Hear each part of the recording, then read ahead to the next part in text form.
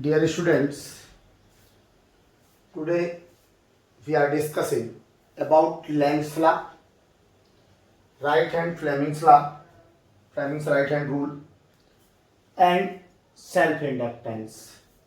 Lenz rule. Lenz rule is used to find out direction of induced current in electrostatics, and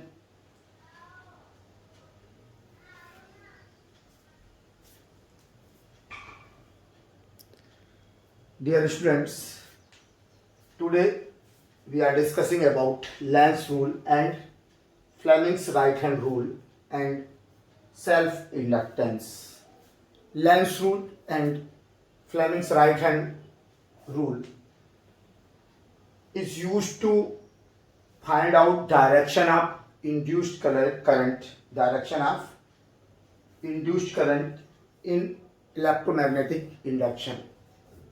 In electromagnetic induction, we want to know what will be direction of induced current.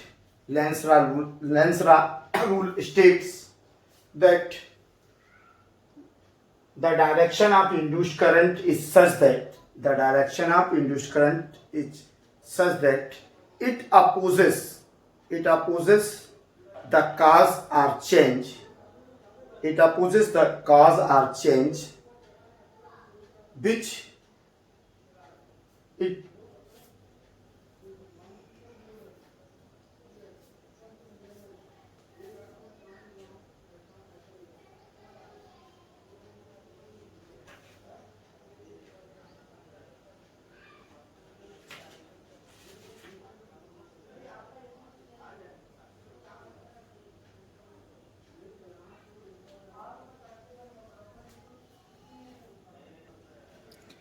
Dear students, today we are discussing about Lenz's law and Fleming's right hand rule, which is used to show the direction of induced current in electromagnetic induction.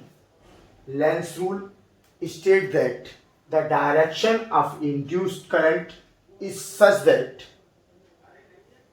it opposes the cause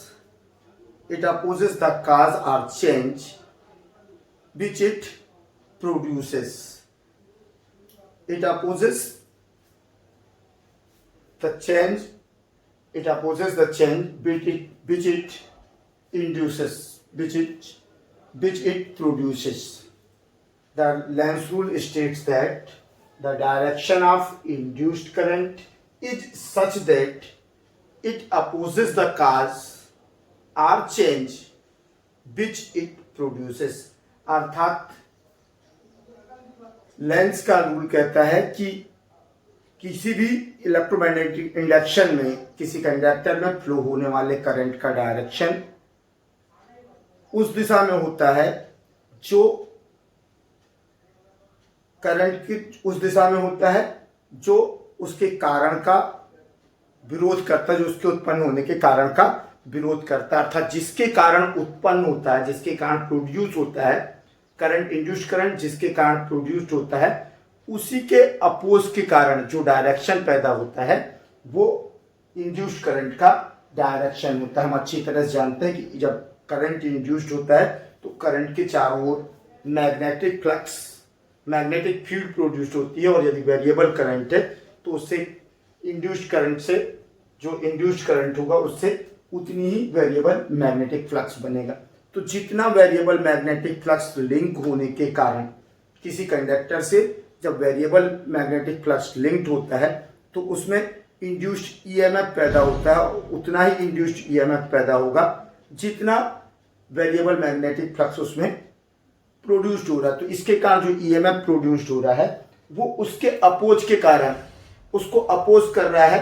produced और induced EMF variable magnetic flux को oppose करने के कारण induced होता है, जिसके कारण उसका डायरेक्शन, दोनों के डायरेक्शन जस्ट अपोजिट होंगे, और इसी कारण से इंड्यूस्ड करंट का जो डायरेक्शन होगा वो उस कारण का विरोध करेगा जिसके कारण वो प्रोड्यूस होता है। तो lens law states that the direction of induced current is such that it opposes the cause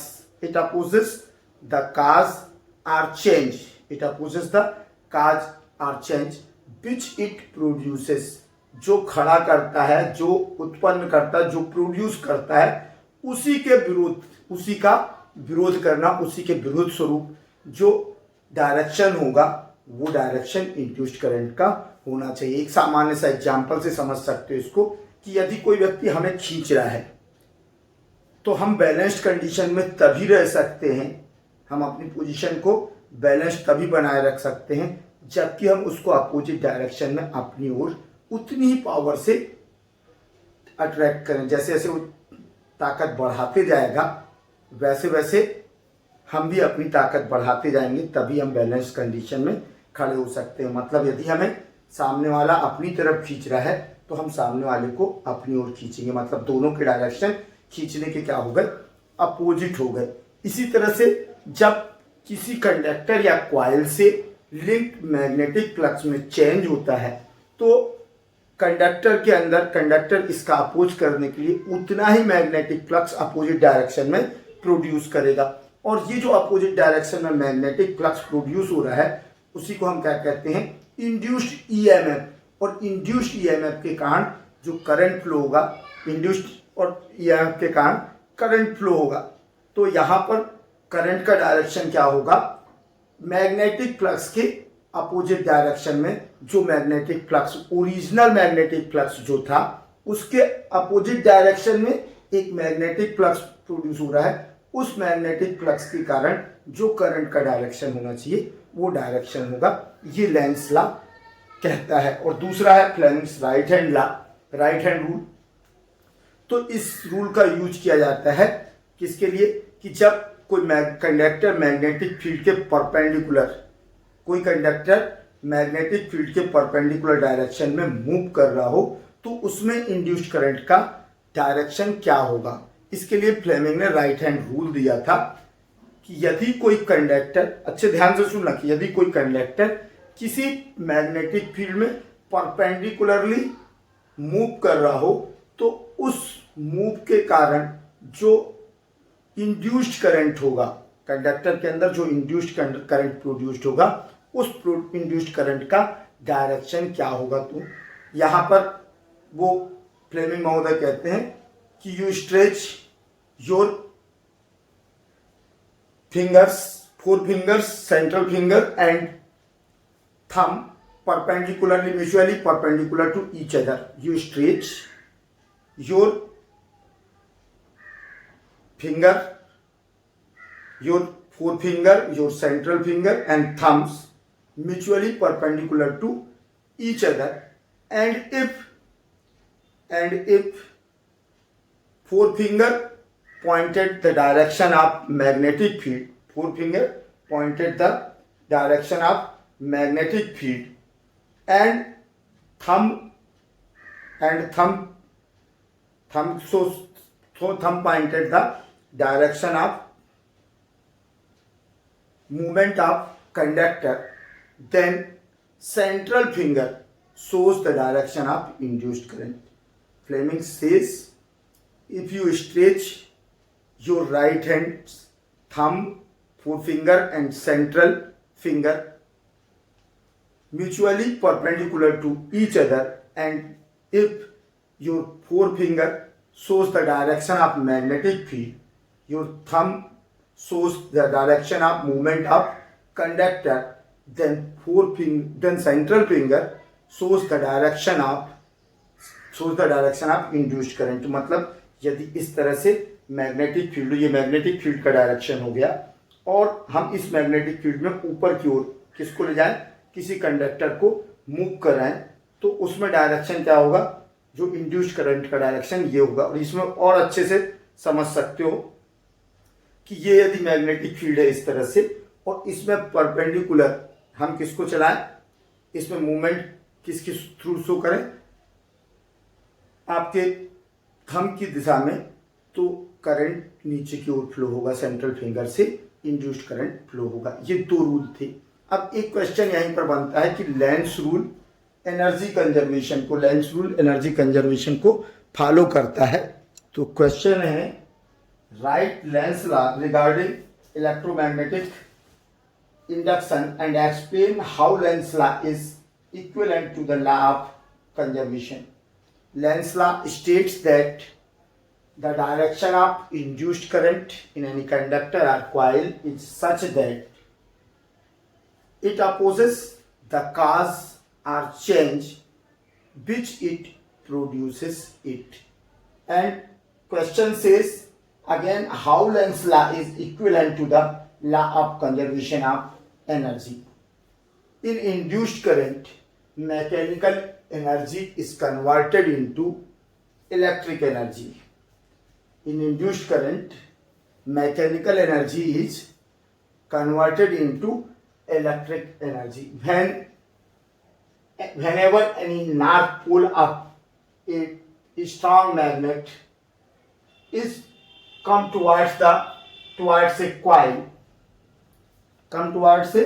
coil, when the north pole and of magnet is brought towards the solenoid, or the induced current is produced in solenoid in clockwise direction when seen from left. Due to flow of induced current, facing side of solenoid becomes north pole, which repel the magnet and opposes the cause, producing the induced current. When the north pole of magnet is moved towards the solenoid, it experiences an opposing force due to the magnetic field, and hence mechanical work has to be done in moving the magnet. The work done in moving the magnet against this force results in the form of electric energy. Hence Lenz law is in accordance with the law of conservation of energy. ये answer मैंने note करके भेजा हुआ है। अब इसको explain कर रहा हूँ, ध्यान से सुनो। Whenever we move north pole of a strong magnet towards the face of coil, one face of coil, then magnetic flux, then lines of force of magnet is crossed to the coil. जैसे ही हम किसी stronger magnet के north pole को coil के face की ओर ले जाएंगे तो इससे क्या होगा, मैग्नेटिक फील्ड इस नॉर्थ पोल से निकलने वाली magnetic force line of force इसमें से होकर क्रॉस करेंगी और उनकी नंबर्स चेंज होने लगेंगी। तो जिसके कारण नंबर ऑफ मैग्नेटिक फील्ड के चेंज के कारण क्या प्रोड्यूस होगा, कॉइल से लिंक्ड मैग्नेटिक फ्लक्स चेंजेबल होगा।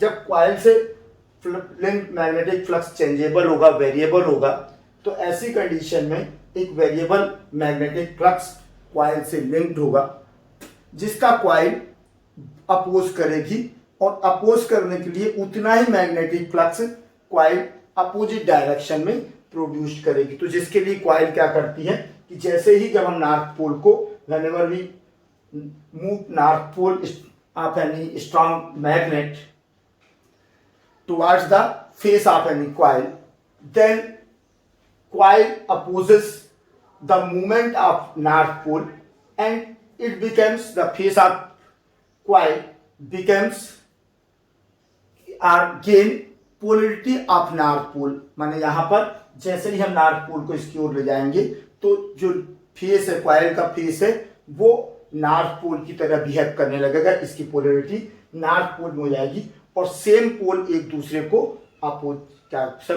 एक दूसरे को रिपल करते हैं। और जब सेम पोल एक दूसरे को रिपल करेंगे तो हमें मैग्नेट के नॉर्थ पोल को कॉइल की तरफ मूव करने में अपनी ओर से वर्क डन करना होगा। माने अमाउंट ऑफ वर्क डन हमारी ओर से लगेगा रिपल्सन के अगेंस्ट। जो हमारे द्वारा अमाउंट ऑफ वर्क डन किया गया या जो हमारे द्वारा वर्क किया जाता है वही वर्क अपोज के रूप में किसमें प्रोड्यूस हो जाता है, ईएमएफ के फॉर्म में कॉइल में प्रोड्यूस हो जाता है। इस तरह से यहाँ पर रिपल्सन के अगेंस्ट लेंज के रूल्स के अकॉर्डिंग जब whenever any north pole of magnet is moved towards the face of any coil, then according to Lenz rule, face of coil work as a north pole because north pole repel to north pole, same pole repel each other. तो length के rule के हिसाब से जो आपके coil का face है वो स्वयं नॉर्थ पोल बन जाएगा और आने वाले नॉर्थ पोल को रिपेल करेगा, उतना ही पावरफुल पोल बन के ये उसको क्या करेगा, रिपेल करेगा. अब यदि हम मैग्नेट के नॉर्थ पोल को उसी डायरेक्शन में और आगे बढ़ाते हैं तो हमें रिपल्सन के अगेंस्ट वर्क करना होगा और ये जो वर्क हमारे द्वारा किया जाएगा यही मैकेनिकल एनर्जी, यही amount of work done coil में ईएमएफ के फॉर्म में इंड्यूस्ड हो जाता है. तो इस तरह से मैकेनिकल एनर्जी लेंज के रूल के अकॉर्डिंग मैकेनिकल एनर्जी किस में कन्वर्ट होती है, मैकेनिकल एनर्जी इलेक्ट्रिक एनर्जी में कन्वर्ट हो जाती है. ठीक इसके अपोजिट जब हम किसी नॉर्थ पोल को स्ट्रॉन्गर मैग्नेट के नॉर्थ पोल को कॉइल से दूर ले जाते हैं तो कॉइल लेंज के रूल के हिसाब से वेरिएबल मैग्नेटिक फ्लक्स प्रोड्यूस हो रहा है, तो लेंज के रूल के अकॉर्डिंग इस वेरिएबल मैग्नेटिक फ्लक्स का कॉइल अपोज करेगी और कॉइल के अपोज करने के कारण कॉइल स्वयं यहाँ पर साउथ पोल की तरह कॉइल का वो फेस साउथ पोलरिटी गेन कर लेगा और साउथ पोलरिटी गेन करने के कारण नॉर्थ और साउथ के बीच अट्रैक्शन होने लगेगा. अर्थात लेंज के रूल के हिसाब से ये साउथ पोलरिटी गेन करेगा तो जब हम उसे away from the coil face करेंगे तो ये उसको अट्रैक्ट करेगा और हमें यदि ले जाना है, हम दूर ले जा रहे हैं तो हमें इस अट्रैक्शन फोर्स के अगेंस्ट वर्क करना होगा और इस जो वर्क हमारे द्वारा इसके अगेंस्ट में इसको दूर ले जाने के लिए किया जाएगा इस अट्रैक्शन फोर्स के अगेंस्ट में, वो वर्क कॉइल में इंड्यूस्ड ईएमएफ के रूप में प्रोड्यूस हो जाता है. यहाँ भी दूसरे सेकंड टाइम भी इंड्यूस्ड एनर्जी जो है अमाउंट ऑफ वर्क डन है जो अगेंस्ट किसके है, अट्रैक्शन फोर्स के. तो अकॉर्डिंग टू लेंज रूल इसमें मैकेनिकल एनर्जी इलेक्ट्रिक एनर्जी में कन्वर्ट हो जाती है. इस तरह से लेंज के रूल के हिसाब से देखें तो लेंज का रूल कहता है कि जो जिस कारण से इंड्यूस्ड होता है, जो जिस कारण से प्रोड्यूस होता है उसी को अपोज करता है. तो लेंज के रूल को यदि हम स्टडी करें इस एक्सपेरिमेंट के थ्रू तो हम पाते हैं कि यहाँ पर एनर्जी जो थी मैकेनिकल एनर्जी इलेक्ट्रिक एनर्जी में कन्वर्ट हो रही है. इस तरह से ये law of energy conservation of law of energy को के इक्विवेलेंट है. यही इस क्वेश्चन का आंसर है. तो ये आपको समझ में आ गया होगा. अब आते हैं अपन सेल्फ इंडक्टेंस में. सेल्फ इंडक्टेंस एक ऐसी फिनोमिना है जिसमें स्वयं में मैग्नेटिक फ्लक्स के चेंज के कारण इंड्यूस्ड करंट प्रोड्यूस्ड होता है. एक ऐसी फिनोमिना जिसमें कि स्वयं में मैग्नेटिक फ्लक्स के change of magnetic flux produces induced current in opposite direction of original current. तो ये क्या है, इसको समझने के लिए बहुत अच्छा चार्ट है मैंने बना के रखा हुआ है कि what is self. When current flows in a conductor or a coil a magnetic field produced around it perpendicular to direction of flow of current. जब किसी कॉइल या सर्किट में करंट फ्लो होता है तो करंट फ्लो क्या होता है, जब करंट फ्लो होता है तो ओरेस्टेड एम्पियर इसे पहले ही बता चुके हैं कि करंट फ्लो के परपेंडिकुलर डायरेक्शन में मैग्नेटिक फील्ड प्रोड्यूस होती है. तो मैंने उसके चारों ओर यदि कंडक्टर से क्या फ्लो हो रहा, करंट फ्लो हो रहा, तो उसके चारों तरफ मैग्नेटिक फील्ड प्रोड्यूस होती है. और जब इसके चारों ओर क्या होती है, मैग्नेटिक फील्ड प्रोड्यूस होती है. When current growths or decay taken place in a coil, then produced magnetic field will be variable since B proportional to I. हमने कहा कि जब किसी कॉइल या सर्किट में करंट को फ्लो किया जाता है तो करंट फ्लो के समय उसके चारों ओर परपेंडिकुलर डायरेक्शन में एक मैग्नेटिक फील्ड प्रोड्यूस्ड होती है। और जब मैग्नेटिक फील्ड प्रोड्यूस्ड होती है और जब करंट ग्रोथ करता है, करंट कभी भी यूनिट वाइज यूनिट ट्रांसफर होता है, तो इसका ट्रांसमिशन यूनिट वाइज यूनिट होता है, एक साथ टोटल नहीं होता। ये और बात है कि सेकंड के बहुत स्मॉलर टाइम पीरियड में इनके यूनिट्स ट्रांसफर होते हैं। तो हम क्या कह रहे हैं, जैसे ही करंट फ्लो होता है, करंट ग्रोथ करेगा जीरो से मैक्सिमम की ओर, या करंट को हमने स्विच ऑफ किया तो करंट क्या होगा, मैक्सिमम से जीरो की ओर आएगा। तो करंट ग्रोथ या करंट डिके के समय क्या हो माने स्थिति बनेगी कि करंट की वैल्यू तेजी से या तो डाउन होगी या तेजी से ग्रोथ करेगी। माने जब करंट ग्रोथ कर रहा है तो जीरो से मैक्सिमम पे पहुंचेगा, और करंट की वैल्यू जब जीरो से मैक्सिमम पहुंचेगी तो मैग्नेटिक फील्ड की वैल्यू भी क्या होगी, जीरो से मैक्सिमम की ओर पहुंचेगी।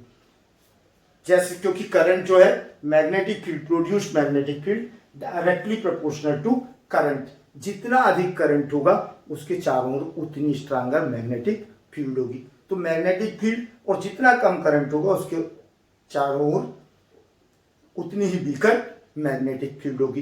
तो जब करंट किसी कंडक्टर या कॉइल में करंट फ्लो हो रहा है तो उसके चारों ओर परपेंडिकुलर डायरेक्शन में, फ्लो के परपेंडिकुलर डायरेक्शन में मैग्नेटिक फील्ड प्रोड्यूस होती है। और ये मैग्नेटिक फील्ड की स्ट्रांगनेस करंट की वैल्यू पे डिपेंड करती है कि जितना अधिक करंट होगा उतना स्ट्रांगर मैग्नेटिक फील्ड होगा, और जितना वीकर करंट होगा उतना वीकर मैग्नेटिक फील्ड होगा। और ग्रोथ के समय, ग्रोथ स्टार्टिंग या डीके के समय, जब ग्रोथ कर स्टार्टिंग के समय स्विच में जब हम ऑन करते हैं तो करंट जीरो से मैक्सिमम तक पहुंचता है, और डीके के समय जब हम स्विच ऑफ करते हैं तो करंट मैक्सिमम से जीरो तक पहुंचता है। तो इस कंडीशन में, इस स्थिति में करंट की वैल्यू बहुत तेजी से बदलने के कारण मैग्नेटिक फील्ड भी उसी तेजी से परिवर्तित होती है। इस तरह से वेरिएबल मैग्नेटिक फील्ड क्रिएट होती है, वेरिएबल मैग्नेटिक फील्ड क्रिएट होती है स्टार्टिंग और एंडिंग के समय या ग्रोथ और डीके के समय।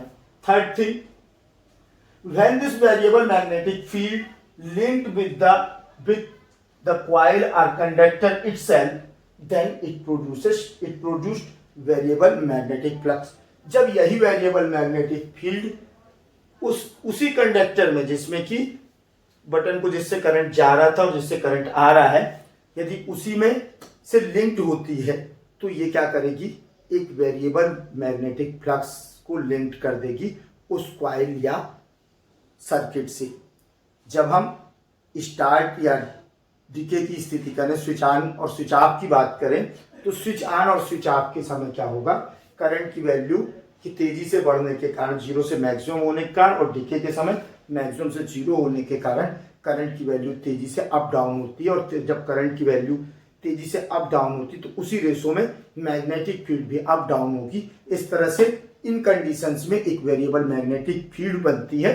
और ये वेरिएबल मैग्नेटिक फील्ड जब उस पर्टिकुलर कॉइल या कंडक्टर से लिंकअप होती है या एसोसिएट होती है तो एक वेरिएबल मैग्नेटिक फ्लक्स क्रिएट होता है। और वेरिएबल मैग्नेटिक फ्लक्स का अपोज किया जाएगा किसके द्वारा, उसी कॉइल के द्वारा। तो उस कॉइल के द्वारा वेरिएबल मैग्नेटिक फ्लक्स जो लिंक हो रहा है उसका अपोज होगा, और उतना ही मैग्नेटिक फ्लक्स किसको प्रोड्यूस करना पड़ेगा अपोज करने के लिए, कॉइल को। तो ईएमएफ इंड्यूस्ड हो जाएगा वेरिएबल मैग्नेटिक फ्लक्स लिंक्ड होने का। So induced current flows in the coil in opposite direction of original of main circuit. इस तरह से फाइनली हम कह सकते हैं कि जब किसी सर्किट या कॉइल में करंट का ग्रोथ या डीके होता है तो मैग्नेटिक फील्ड में ग्रोथ और डीके के कारण एक वेरिएबल मैग्नेटिक फील्ड तैयार हो जाती है। और जब यही वेरिएबल मैग्नेटिक फील्ड उसी कॉइल या उसी कंडक्टर से लिंक्ड होती है तो मैग्नेटिक फ्लक्स चेंज माने वेरिएबल मैग्नेटिक फ्लक्स के कारण का अपोज उस कॉइल के द्वारा किया जाता है, जिसके कारण उस कॉइल में अपोजिट डायरेक्शन में इंड्यूस्ड करंट फ्लो होता है, जिसकी डायरेक्शन हमेशा ओरिजिनल करंट के अपोजिट होती है। ओरिजिनल करंट के माने ग्रोथ और डीके को का अपोज करता है। और ये जो फिनोमिना है वो कहलाती है self inductance. Like this we can see this इस प्रकार हम कह सकते हैं कि self inductance is the phenomena of production of induced EMF. Self-induction is the self-inductance is the phenomena of production of induced EMF in a coil when a changing current passing through it. Self-induction is the phenomena of production of induced current. Self-induction is the phenomena of production of induced current, production of induced EMF in the coil when a changing current passing through it. इस प्रकार self inductance वो phenomena है जिसमें कि किसी coil में induced EMF का production होता है। किसके कारण? उसमें धारा के करंट के चेंज के कारण, पासिंग करंट के किसी कॉइल में पासिंग करंट के चेंज के कारण, इंड्यूस्ड किसी कॉइल में पासिंग करंट के में चेंज के कारण इंड्यूस्ड करंट प्रोड्यूस्ड होने की फिनोमिना को सेल्फ इंडक्टेंस कहते हैं। किसी कॉइल में द सेल्फ इंडक्टेंस या self induction the phenomena according to which an opposing induced EMF is produced in a coil as a result of change in current और magnetic flux linked with the coil is called self induction. किसी coil में स्वयं में धारा परिवर्तन या change of current के कारण इंड्यूस्ड करंट प्रोड्यूस्ड होने की फिनोमिना को सेल्फ इंडक्शन कहते हैं। मैंने एक्सप्लेनेशन पहले दे दिया। तो self inductance is the phenomena in which induced current is produced in that coil due to change of passing current. The phenomena in which induced current is produced in a coil itself due to change in passing current of that coil.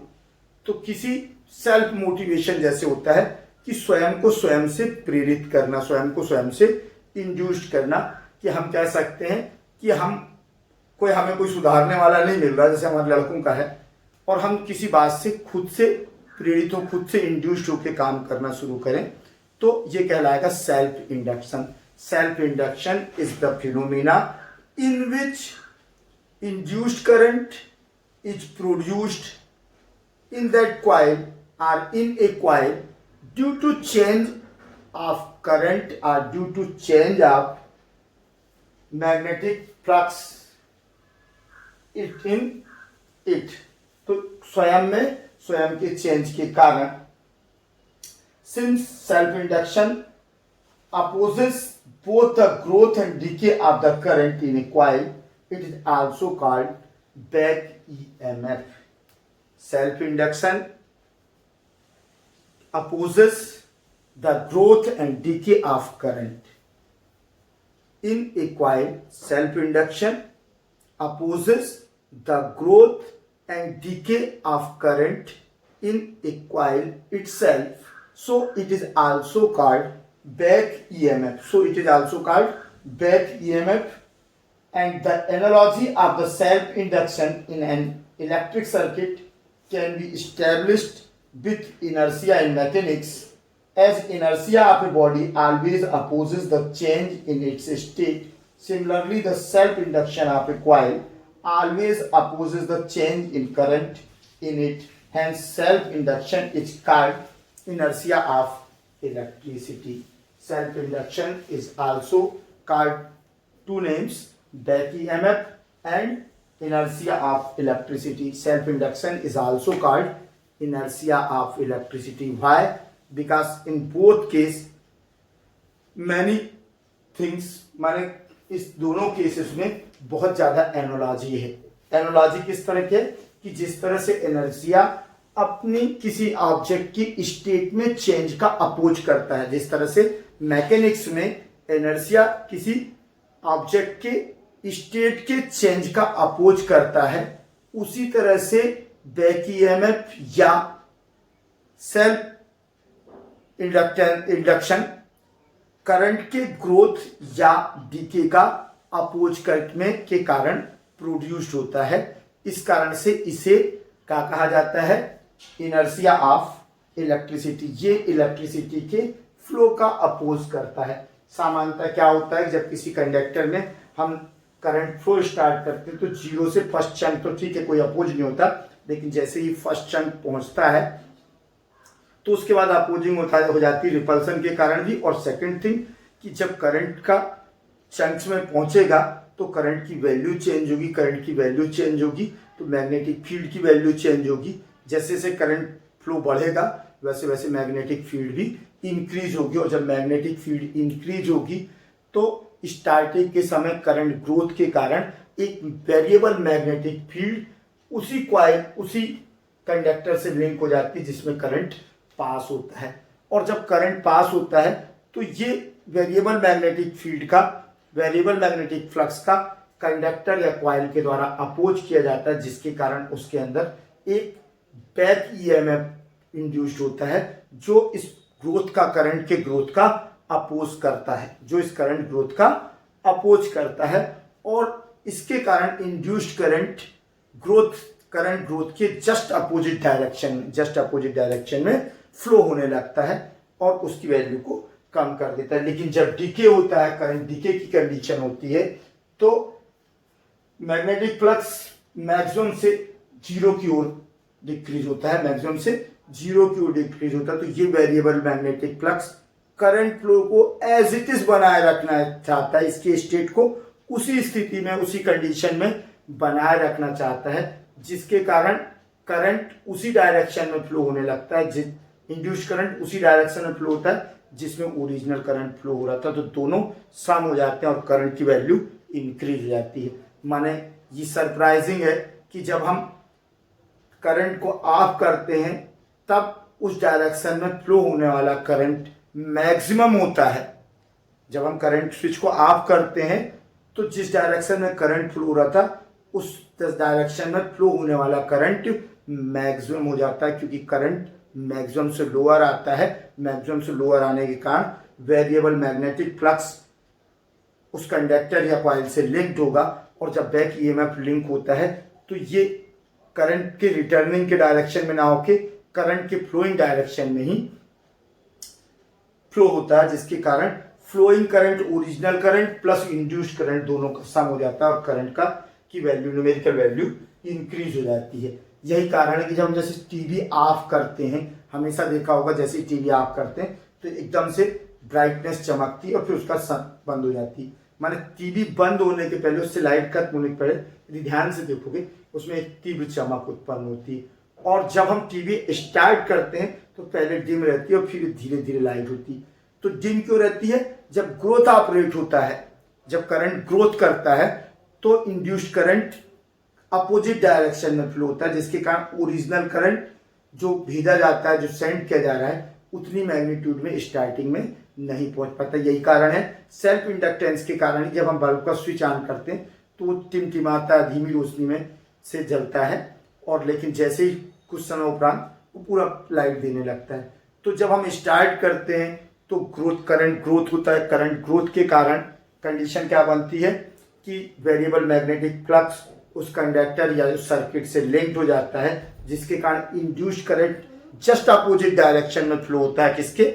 Original current के just opposite direction में flow होता है। और जब ये just opposite direction में flow होता है तो चूंकि करंट एक स्केलर क्वांटिटी है तो इसके मैग्नीट्यूड को कम कर देता है। इस कारण स्टार्टिंग में कम करंट पहुंचता है और लाइट टर्म दिखता है। लेकिन जब डीके होता है, जब हम बल्ब को स्विच को ऑफ करते हैं तो बल्ब तेजी से चमक के बंद हो जाता है। तो उस कंडीशन में क्या होता है, जब डीके होता है तो वो उस स्टेट को ही बनाए रखना चाहता है, जितना करंट फ्लो हो रहा है कंडक्टर में उतने ही उस करंट को, उस सिचुएशन को, उस स्टेट को मेंटेन करना चाहती है कॉइल या सर्किट।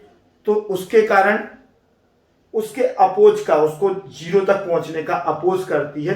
इस कारण इंड्यूस्ड करंट फ्लोइंग करंट के डायरेक्शन में, ओरिजिनल करंट के डायरेक्शन में फ्लो होता है, जिसके कारण original current plus induced current सम हो जाता है और करंट की वैल्यू बढ़ जाती है, इसलिए हमें इतनी ब्राइटनेस और चमक दिखाई देती है। तो ये था आपका सेल्फ इंडक्टेंस, जिसे कि हम बैक ईएमएफ भी कहते हैं और इनर्शिया ऑफ इलेक्ट्रिसिटी भी कहते हैं, क्योंकि ये जिस स्टेट में है, यदि उसमें से कोई करंट फ्लो नहीं हो रहा है तो ग्रोथ ऑफ करंट का अपोज करेगी, और यदि करंट फ्लो हो रहा है तो डीके ऑफ करंट का भी अपोज करती है। अर्थात जिस स्टेट में है उस स्टेट को बनाए रखना चाहती है, और यही इनर्शिया के सदृश है, एनालॉजिकल है कि इनर्शिया के समान यही व्यवहार उसे ये कहने के लिए बात करता है कि it is inertia of electricity, क्योंकि इस ग्रोथ और डीके दोनों कंडीशन में हम देख रहे हैं, ग्रोथ के समय वो ग्रोथ के अपोज में वर्क करती, जबकि डीके के समय वो उस कंडीशन को, करंट की उस पोजीशन को बनाए रखना चाहती है, अर्थात डीके का अपोज करती है। तो स्टेट जो है उस स्टेट को बनाए रखने का अपोज करना, उस स्टेट को मेंटेन करने का अपोज करने के कारण इसे इनर्शिया ऑफ इलेक्ट्रिसिटी भी कहा जाता है। अब चूंकि किसके कारण होता है, मैग्नेटिक फ्लक्स के कारण, कि यदि एक कॉइल में आई करंट के कारण, आई करंट के टी समय में डी आई, एक मिनट, अब यदि हम सपोज करेंगे, suppose current I flows in a coil at any time T and at any instant magnetic flux filing with that coil due to flowing current I, then phi proportional to phi is directly proportional to I. Magnetic link magnetic flux is directly proportional to I. So phi is equal to Li, where L is a proportional constant. It is called coefficient of self induction or self inductance. L is called coefficient. L is called coefficient of self induction or self inductance. Self inductance. And it depends, since phi यदि हम इसको करें तो L is equal to phi upon I, तो आप सोचोगे कि L depends on phi and I, but it is totally wrong, it is absolutely wrong. L does not depends on phi and I. L does not depends on phi and I.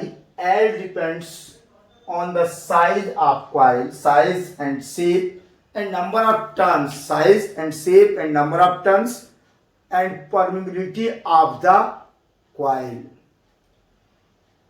permeability of the medium. L, मैंने कहा कि if we suppose current I flows in a coil, current I flows in a coil at an instant t, magnetic flux phi linked with that coil due to flowing current I, then since flowing magnetic flux is directly proportional to, linked magnetic flux is directly proportional to current I, so phi proportional to I, or phi is equal to Li, where L is the proportional constant. It is called coefficient of self inductance, self induction or self inductance. Since L is equal to phi upon I, but L does not depends on phi and I. L depends on the size and shape and number of turns of the coil and permeability of the medium. Self inductance or proportionality constant or coefficient of self induction depends on the shape and size of coil, permeability of medium and number of turns in the coil. Then what will be definition of Li? First definition, if I is equal to 1, I is equal to 1 ampere, then phi is equal to L, RL is equal to phi. We can say this self-inductance of any coil is equal to the numerical value of linked magnetic flux when change of current is 1 ampere. Self-inductance of any coil is that L, self-inductance L of any coil is numerically equal to the linked magnetic flux, numerically equal to the value of linked magnetic flux when change in current is 1 ampere. When change in current is 1 ampere, the self-inductance of a coil is numerically equal to the magnetic flux linked with the coil when a unit change flows through it. साइटली जो हमने notes भेजा है उसमें note किया गया है, thus self-inductance of a coil is numerically equal to the magnetic flux linked with the coil when a unit current flows through it. If small e EMF is produced, if small e EMF is induced due to linked magnetic flux I or due to passing current I, then according to second law of Faraday's, E is equal to minus d phi upon dt,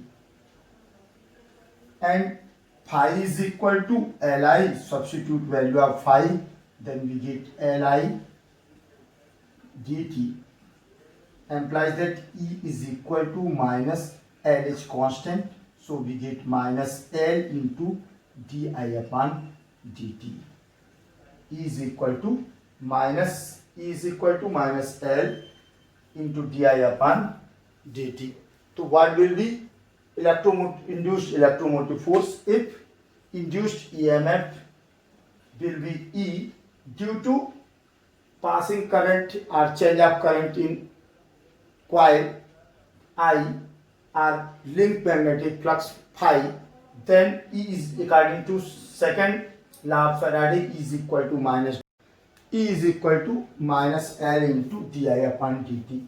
Then what will be induced current? If resistance of given coil is R, capital R, then flowing induced current I is equal to E upon R, substitute value of E, we get E is equal to I is equal to, इसको I dash कर देते हैं, I dash is equal to E value of E minus L upon R into di upon dt. Value of induced current I dash is equal to minus L upon R. Induced current I dash depends on the R, while induced EMF does not depends on resistance. Induced EMF resistance पर depend नहीं करता, लेकिन induced current हमेशा R पर depend करता है. Second thing कि if E is equal to minus L into d I upon d t, if d I upon d t is equal to 1, d I upon d t is equal to 1, then L is equal to minus E. Second definition self inductance की दे सकते हैं कि self inductance is equal to numeric value of induced EMF when change of current, when rate of change of current is unit.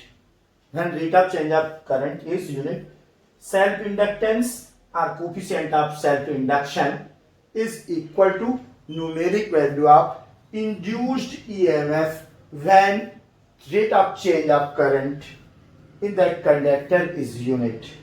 और इसमें लिखा हुआ है self inductance of a coil is numerically equal to the induced EMF produced in the coil when the rate of change of current in the coil is unity.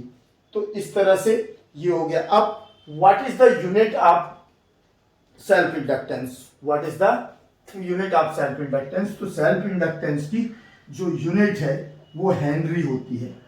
Self inductance L is equal to 5 upon I, L is equal to 5 upon I, और 5 की unit L equal to 5 upon I, unit of 5 1 weber, और आई की क्या हो गई ampere.